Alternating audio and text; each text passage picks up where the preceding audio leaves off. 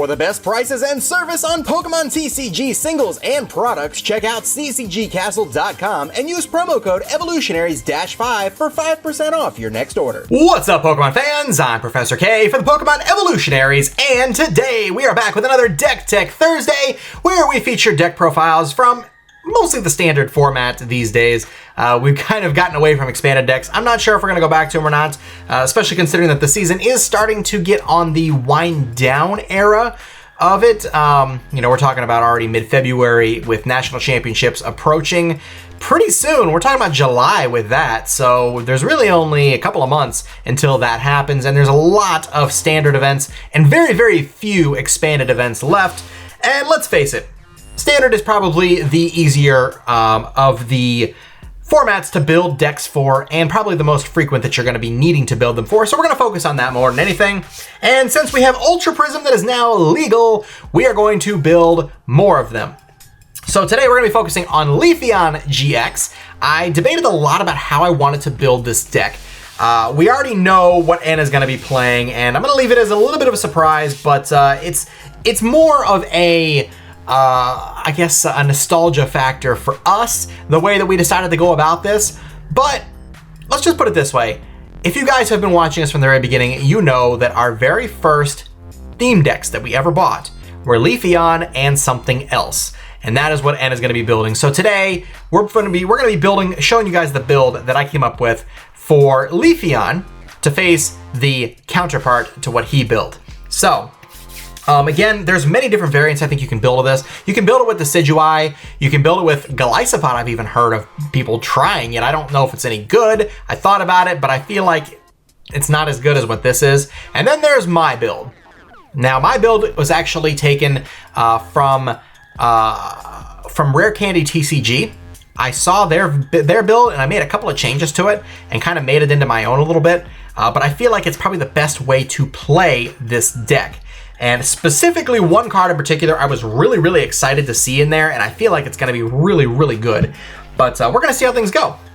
So enough talking, let's get started here. We're going to be looking at 4 copies of Energy Evolution Eevee. Of course, this is the Eevee from Sun and Moon base. This is the, well, Energy Evolution one. I just said that. Hey, how about that? Energy Evolution, when you attach a basic energy card from your hand to this Pokemon during your turn, you may search your deck for a card that evolves from that Pokemon, from this Pokemon, and that is the same type as the energy card. Put it on that Pokemon to evolve it, then shuffle your deck. Now, this is really cool because you can do it on turn 1. You don't have to wait to evolve this. You can do it immediately as soon as you attach a basic energy card to it.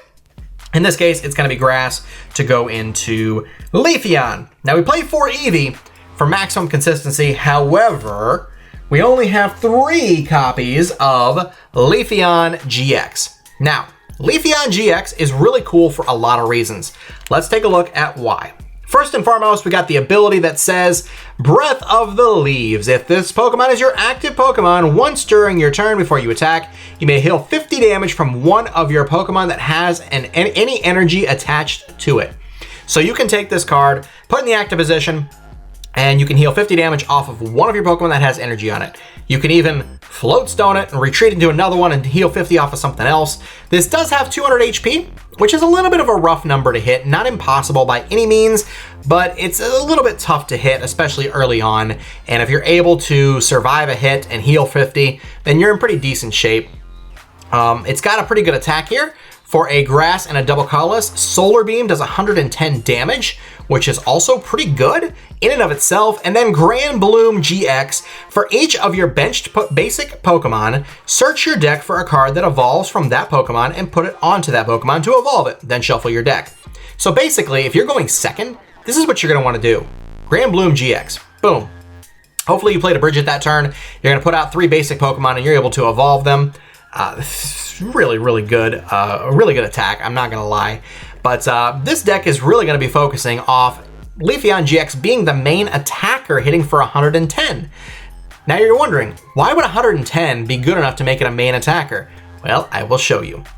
So, 3 copies, Leafeon GX. You really don't need any more than that, especially since it's searchable with Eevee, and you're not gonna wanna build up more than probably 2 of these in a game. 3 at the most. All right, so you're gonna see where I'm going with this in a second. The Pokemon that we're going to be using Granbloom GX on is going to be Fomantis. So, Fomantis is a pretty cool Pokemon by itself. If you start with it, it's really not a bad thing either. Synthesis makes it so that you can search your deck for a grass energy and attach it to one of your Pokemon, then shuffle your deck. If you have to attack with Synthesis on turn 2, it's not the worst thing in the world. It's not optimal, but it's decent, I guess. But Fomantis evolves into Lurantis, and that is what makes this deck really, really good. So, which Lurantis are we talking about? Well, how about both? But first, let's look at this one. We're going to be using Granbloom GX to evolve into the promo Lurantis. I almost said Leafeon, I don't know why. The promo Lurantis with the Sunny Day ability. Sunny Day says the attacks of your grass and fire Pokemon do 20 more damage to your opponent's active Pokemon. So, that means if you have enough of these out, you're boosting Solar Beam quite a lot. Now granted, it's going to take up a lot of bench space, but usually your bench is going to want to be something like this. You're going to want to be right around here and then probably one Lele. This is going to be your bench most of the time. This is where you want your bench to be. With that, you're doing Solar Beam for 110, 130, 150, 170, 200 with a Choice Band. If you really can make it happen, you can make that 220 in one shot of Zoroark. I mean, it's really, really good. I don't know. I feel like it's a really solid combination that can be pulled off relatively easily, especially later on down the game. If you only have one Leafeon left and you can get out 4 of these, you're one-shotting so many things that are major in this game right now. Not to mention, you're able to one-shot Buzzwole pretty easy. 110, 130, 150, 170, Choice Band, 200. You're taking out Buzzwoles. I can't argue with that at all. But this is what we're going to be going into more than anything with our Granbloom GX. And by the next turn, after you use Granbloom GX, you can attach a double colorless energy and already start hitting Solar Beam for a minimum of 170 damage. Choice Band 200. I think that's really solid, and it's going to overwhelm a lot of decks that have to set up, especially some of these Stage 2 decks. And even the standard traditional Stage 1 decks, because this can go right into it on turn 1, and by the second turn, you're dealing a lot of damage. By the second turn that you're able to attack, you're dealing a lot of damage. But, yeah.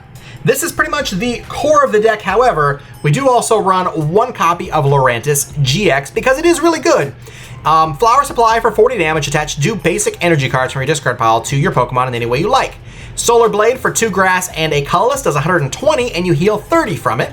And then Chloroscythe GX, if you haven't used Granbloom, it does 50 damage times the amount of grass energy attached to this Pokemon. Granted, you're probably never going to use the GX attack. You're really going to want to use Granbloom GX, but you don't have to. You don't have to.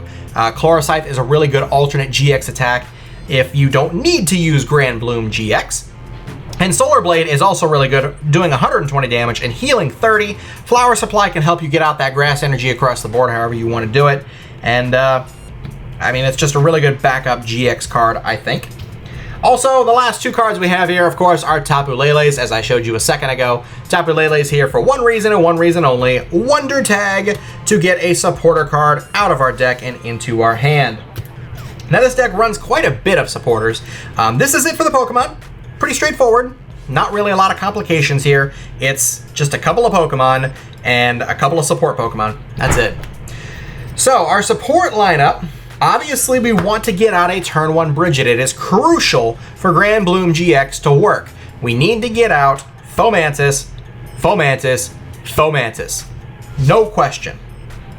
To do that, we've got 3 copies of Bridget. A lot of decks now are relying on 3 copies of Bridget. Searching your deck for 1 basic Pokemon EX or 3 basic Pokemon except for Pokemon EX and putting them onto your bench, shuffle your deck afterwards. So turn 1 for you is going to be a strict setup turn. You get out 3 Fomantis, you get into your Leafeon, and if you're going second, you're going to use Granbloom right away and set yourself up for the next turn when you're dealing 170 up to 200 damage with Solar Beam.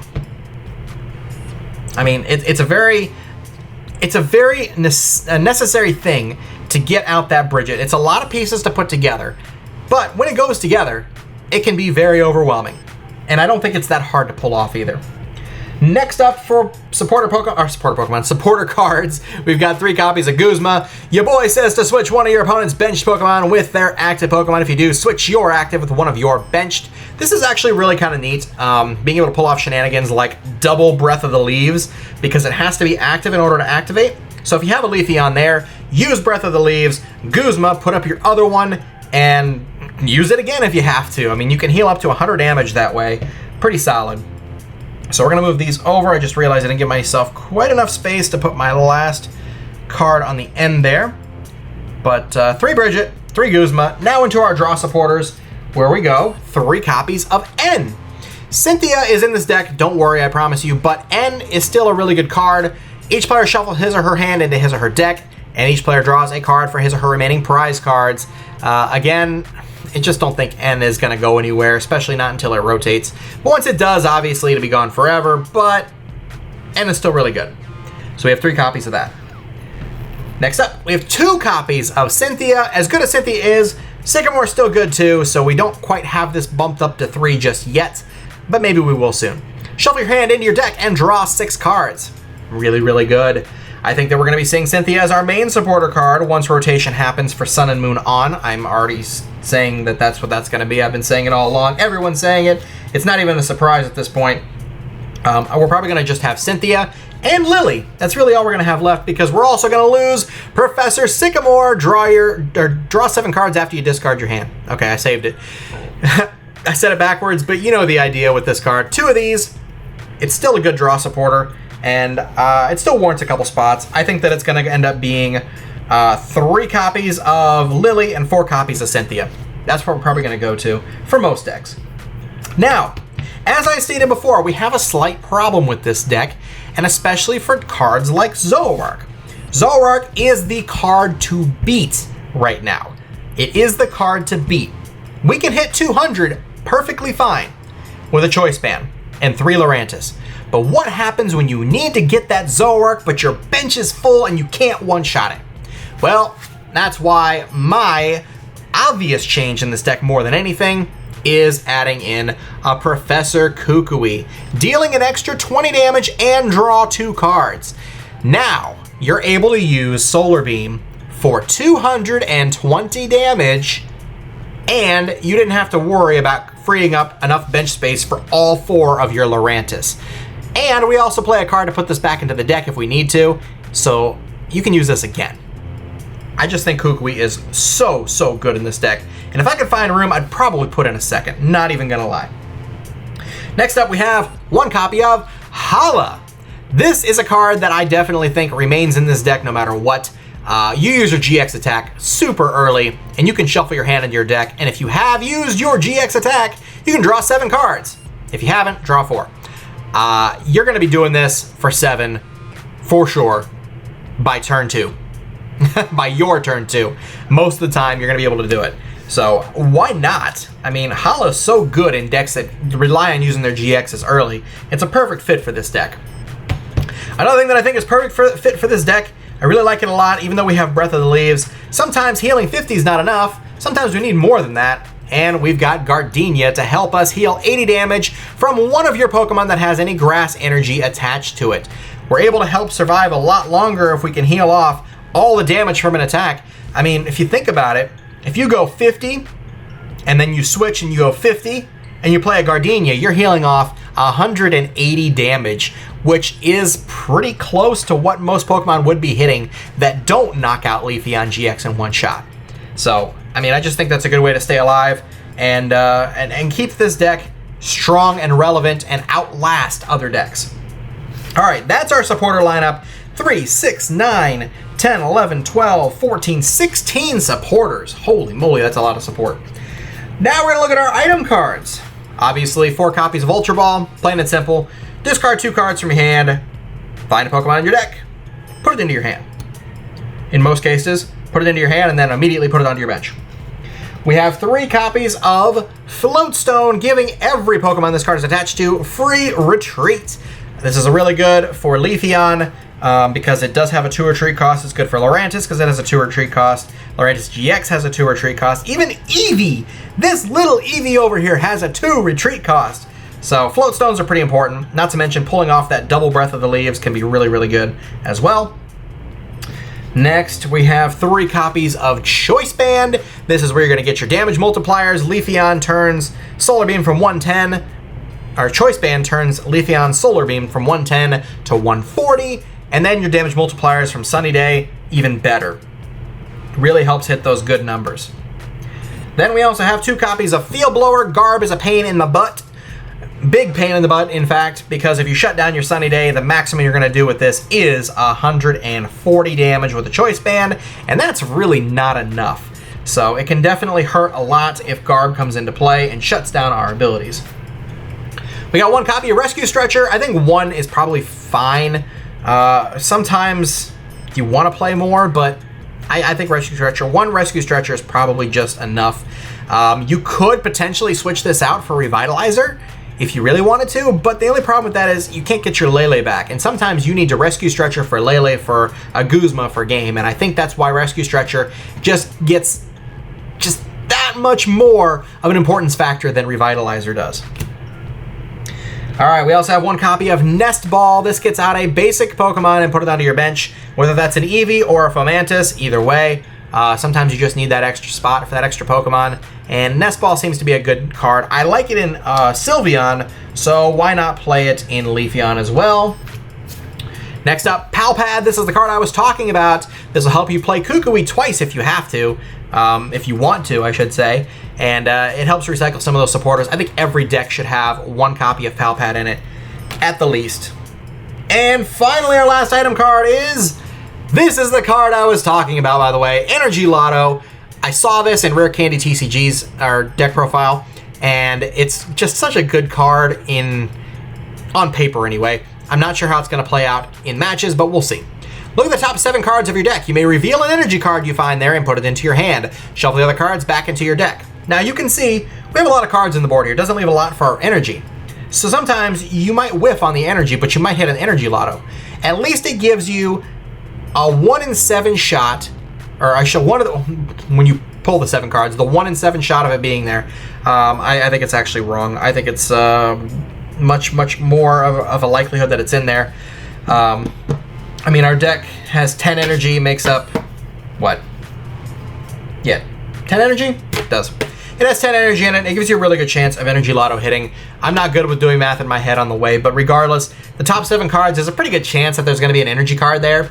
And whether that's a grass or a double colorless, you can pull it out either way. And sometimes you have the grass but not the double colorless, and sometimes you have the double colorless but not the grass. So Energy Lotto helps you get that out and doesn't really hurt you too much, you know what I mean? I think 7 grass energy is too much in this deck. We're going to stick to 6. So here you go. 6. 1, 2, 3, 4, 5, 6. And obviously 4 double colorless energy. Yeah. I think this is really good. The only thing I could possibly change is I might want to add a second Kukui, and I might consider Revitalizer over Rescue Stretcher.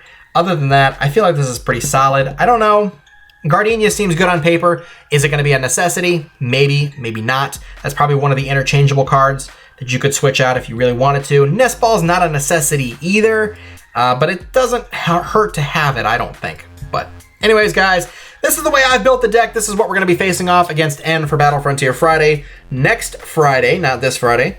Hopefully it does well. We'll just see how things go. And hopefully you guys do enjoy this deck profile. If you did, be sure to hit that like button, comment down below, subscribe for more TCG content, and let us know what you guys think. Make this deck your own. If you want to make some changes, feel free if you don't agree with something. But as far as Leafeon decks go, I feel like this is probably the strongest way. I think that Lurantis really helps a lot, and Solar Beam can be a really, really good attack in this deck. I think it's better even more so than Decidueye, because here's the good thing. Glaceon doesn't shut off the ability of Lurantis, because it only shuts off EX and GX abilities, which shuts down Decidueye's 20 damage everywhere. And if Glaceon really takes off, well, this is definitely the best build by far. So we'll see how things go.